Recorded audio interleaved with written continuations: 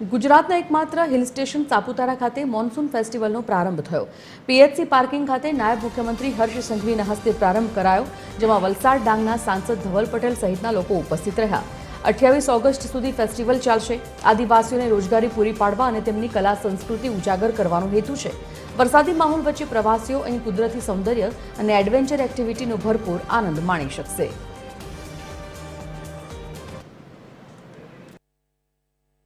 Local નાગરિકો માટે આસપાસના ગામડાના સૌ નગરજનો માટે મોન્સૂન ફેસ્ટિવલ એક કુદરતે અને આપણા મોદી સાહેબે આપેલી સૌથી મોટી ભેટ છે, જેથી અહીંયાના આસપાસના ગામડાઓ માટે આખા ફેસ્ટિવલ દરમિયાન ખૂબ મોટું આવકનું કારણ બી બને છે।